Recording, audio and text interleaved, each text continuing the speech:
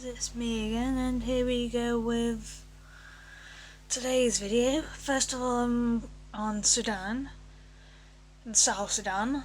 Sorry it's going to be a long one, but here we go.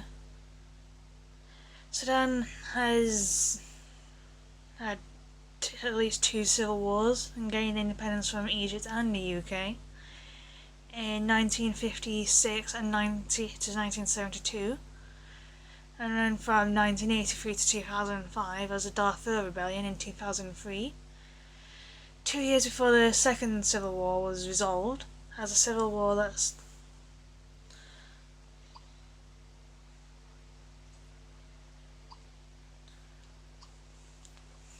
First Civil War is the more kind of involved like a little bit more, as it included ethnic, religious and economic conflicts between like the North Sudanese people of Arab and Nubian origins and the Christians and animist Nihites of South Sudan, as the First War left thousands of many killed and wounded. As a 21-year Second Civil War was attended by violence, famine and disease, killed more than 2 million and displaced about 4 million others, and forced about 600,000 people to seek refuge in their immediate neighbours. As the armed conflict in Darfur in the western region is led by two rebel groups, like the Sudanese Rebel Movement, Liberation Movement, or Army, or SLM and the Justice of Equality Movement, the JEM, has killed about 70,000 civilians so far and displaced about 2 million, as it forced about 250,000 more to flee into refugee camps in Chad, as the Sudanese President Omar al-Bashir has been accused of war crimes and masterminding genocides in both the 21-year civil strife and Darfur violence, but has obviously denied it, and is currently the only person who is currently serving has an arrest warrant by the International Criminal Court, which came in the July 2008 in connection to the 21-year civil war and Darfur violence. As he's a self-appointed president since a successful coup in 1989. If he was dead in 1889, I'm pretty sure he'd be dead by now. He won two presidential elections in 1996 and 2010, with the last election being questioned by activists and international crisis group for intimidation and gerrymandering activities by his ruling party. And moving on to South Sudan. As European governments have sliced up Africa, and by the end of the 1800s, the vast arid zone of Saharan Sahel was intended to be French, but a plan by France to build up a huge dam for irrigation in the Nile, which would divert water along the British, as the British panicked that any diversion would result in the Nile no longer reaching Cairo, as Egypt was the door to India, which was a British colony at the time.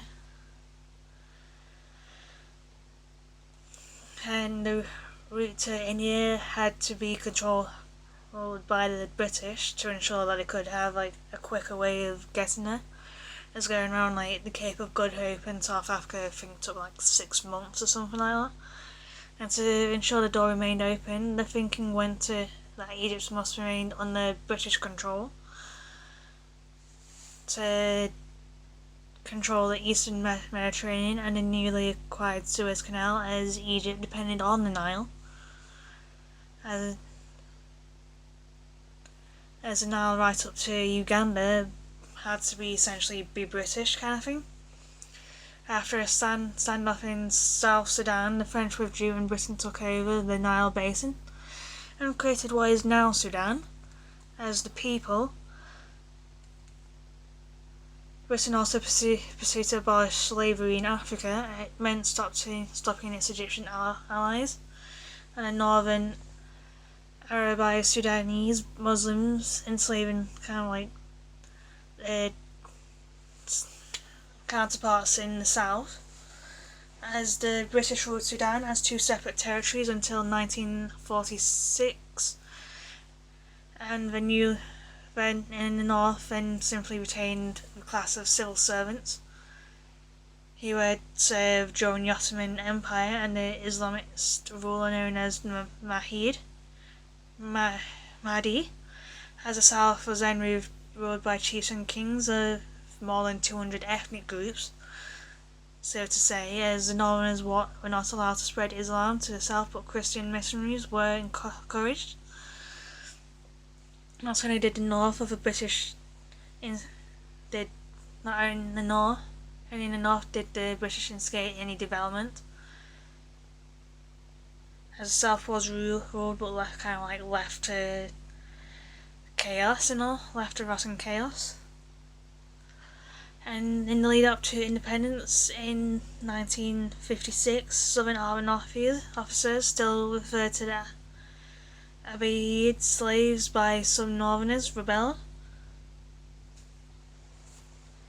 And this as it kind of turned into a full-scale battle for independence 6 years later, and lasted until a peace treaty in 1972. But the South and the Southerners were still discriminated against somewhat, and hence a new rebellion started in 1983. And officially this was not for independence but for a united secular democratic Sudan. The rebel Sudan People's Liberation Movement had many northern followers in the early days, but apart from John Garang, its leader, and all of the SPLM members, some have spoken to admitted in private that the ultimate solution was separation and independence from the South, even back then kind of thing. And in Khartoum, the capital, you couldn't really tell that there was war going on as it was so far away. It was people rarely spoke about it and the newspapers rarely reported on it. But on the outskirts it was kind of a different story. As it's a bit like the shanty towns made of cardboard and plastic that had fungus growing all over it, and then more than a million Southerns camped out on the fringes of the city, having fled the war zone and living on handouts from aid agencies. And the government, all the government really did was to kind of send bulldozers in on occasion to drive people further out into the desert. And in the south, the war was like a boxing match, somewhat, and yeah. And in the rainy seasons, SPLA fighters would attack small towns, lay mines on the roads, and ambush vehicles as such. In the dry season, government troops would advance to the south.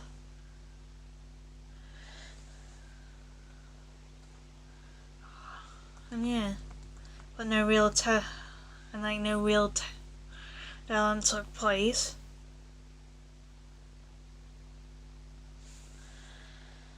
And yeah, it was as there were a few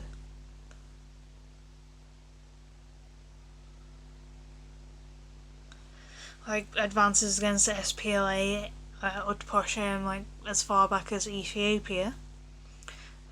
But there are few schools, no hospitals or medical centres, and no roads or economic development. And for many years, some people didn't even know they were living in a place called Sudan. And in the war zones, thousands of young men were seized by the SPLA and forced marched across the border into Ethiopia to be trained as fighters, and others were forcibly recruited into the Sudan government army, as the condition in South Sudan was kind of appalling, as infant mortality rates are estimated to be around 100%, around 100 per 150 per thousand births, said to be the worst in the world. And after 9/11 was that the US started looking for solutions throughout the world that involved Islamist fundamentalism, as Khartoum was now but peace progress began as oil had just begun to flow in, revenues were pouring into Khartoum, and factions in the capital would prefer to establish an Islamic state in the north and let go of the self-dominated. Those who wanted to retain United Sudan at all costs.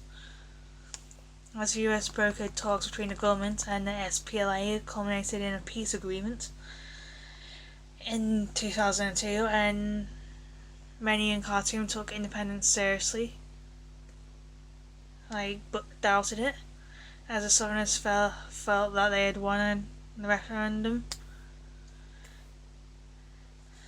And in a referendum one year, it's 100% voted, almost 100% voted for independence. As a new government has almost no capacity to run a village, let alone a country, in some ways, as some political bosses and almost all former military men, best known for their duplicity and greed, and pretty much believed in tribalism and factionalism. And throughout the war, many of them changed sides, as some several times over, taking money and positions from the Khartoum government whenever it suited them, as some grotesque palaces, kind of party spot came up around Juba, their new capital, and the population is still poor as ever, with little access to trade and markets and other resources, as South Sudan is now desperately poor and landlocked, and is in the heart of a trouble zone, and doesn't really have a single decent road as such, as Uganda's Lord's Resistance Army is still on the rampage in the Democratic Republic of the Congo and Central African Republic in the west, and to the east there are periodic uprisings in Ethiopia's southwest provinces,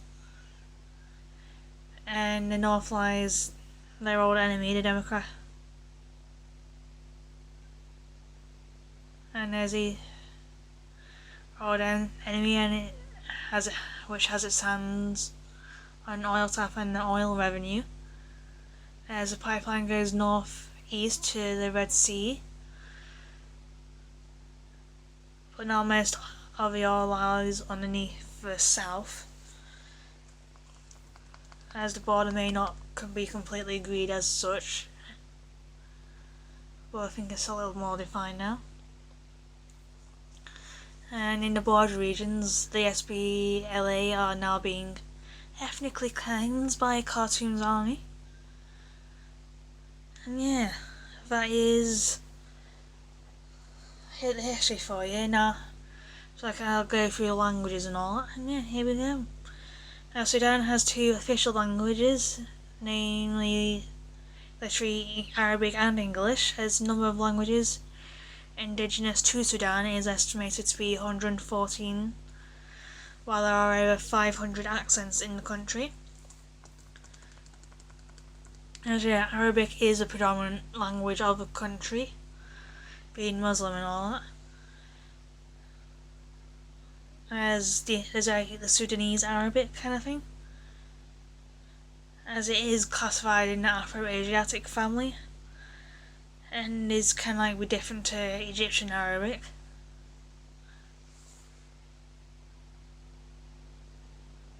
And yeah, so I won't go into it too much, but it's there are different dialects of Arabic within every single country, kind of thing. And the two other languages in the Afro-Asiatic family spoken in Sudan, which is the Beja language, also named Bedawi, which has about 2 million speakers, as the language is native to the Beja community who inhabit the Red Sea's western coast.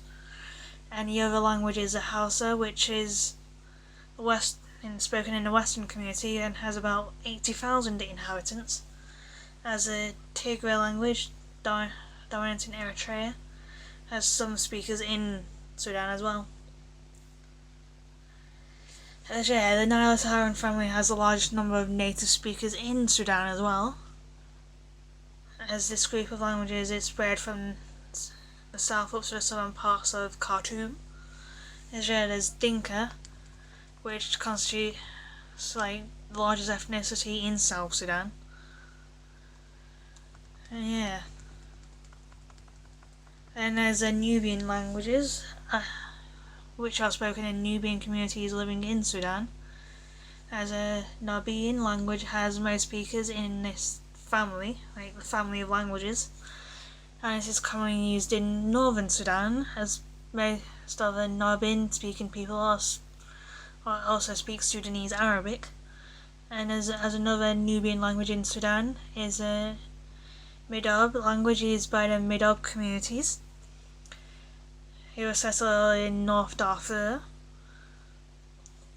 As the Midab people are also found in Jezeret Abba as well as Khartoum area. As the Hill Nubian languages have about 63,000 speakers in the northern Nubian mountains, situated in southern parts of Sudan. As the 7 Hill Nubian languages have been identified, some of which have dialects themselves, and the Begid language is now ranked as an extinct language, unfortunately. Then there's also the Niger-Congo group of languages used who are spoken in neighbouring countries, and the Zande language is mostly used in Western Sudan, being spoken by the Zande communities, which is also present in Congo as well as the Central African Republic. As a Karadothian language constitutes 6 language families used in Nuba Mountains of Kordofan region of Sudan. As languages classified in this group include Kadu, Rashad, Talodi, Haiban, Katala and Lafofa. As a full language has speakers in Kordofan northern areas in the Blue Nile region. And while English has official status in South Sudan, it has been recognized as the lingua franca regions where Sudan Creole Arabic is not spoken. And there are also plans to introduce Swahili to South Sudan in attempts to ease integration and of the nation into the East African community. Moving on to South Sudan a little more, as Sudan being one of the youngest independent countries in the world, following its independence in 2011.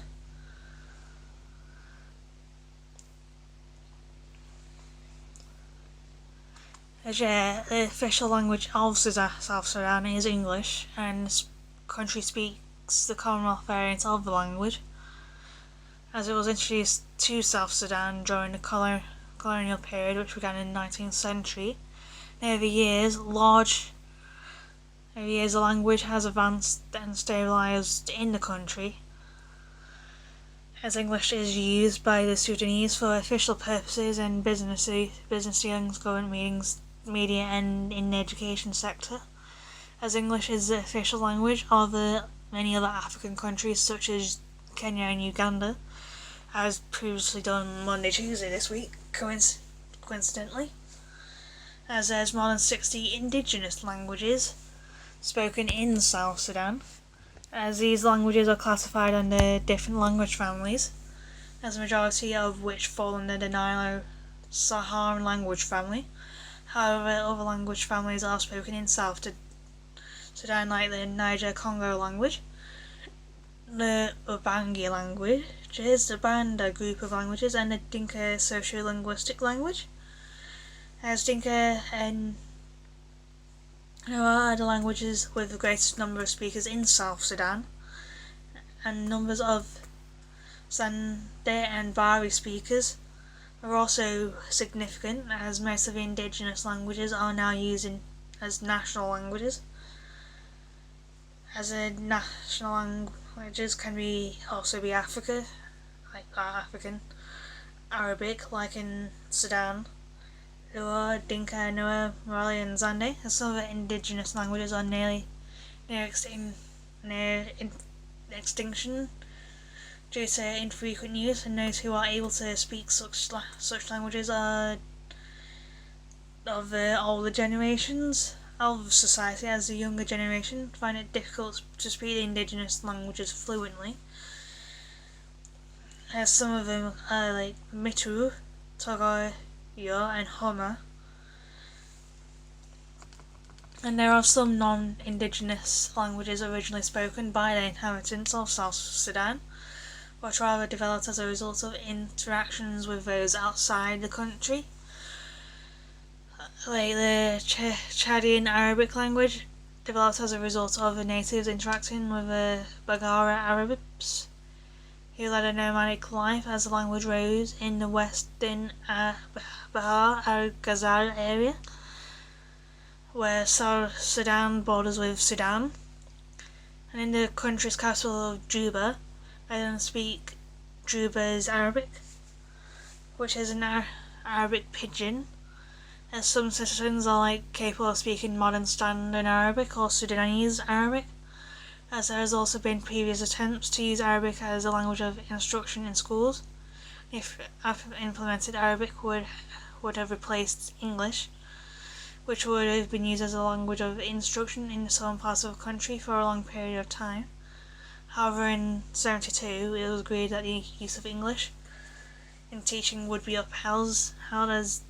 As a result, English has become the most spoken language by literature and elite sections of the South Sudanese society.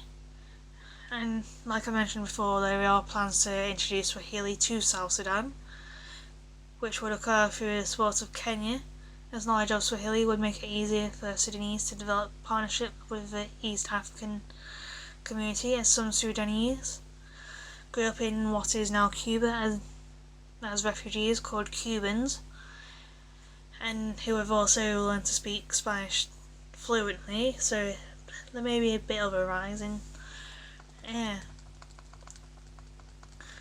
Moving on to a legend, I've got one legend from Sudan, that involves a crocodile. As when villagers glimpse a crocodile in the murky Nile River, they turn to the Kawi family, who are legendary hunters of big game traders of their skin.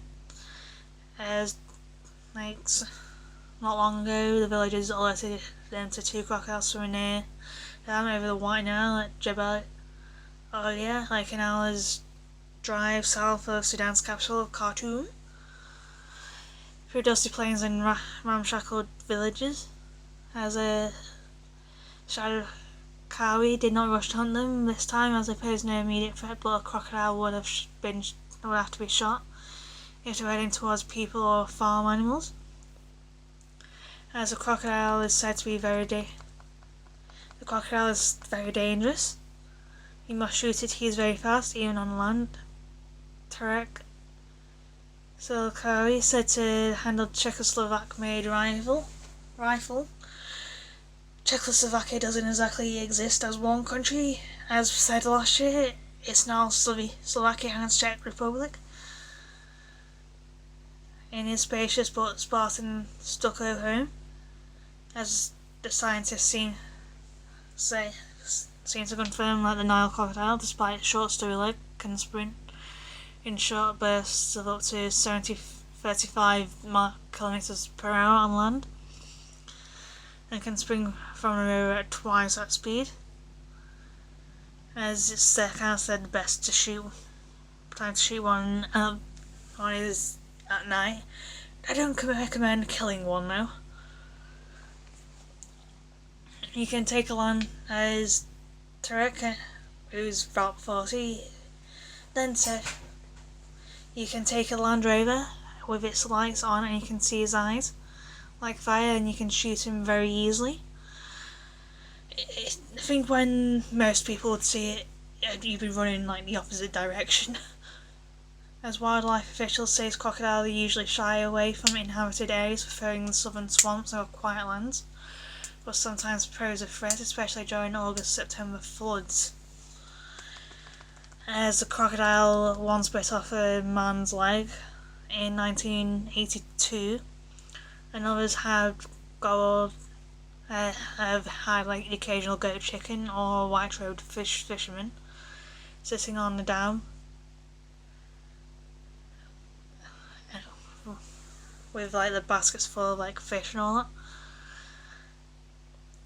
As wildlife officials say, that man was actually eaten by a crocodile on Tuti Island in Khartoum in 1984, where crocodiles still pose a threat, as dozens are estimated to be both blue and white Nile crocodile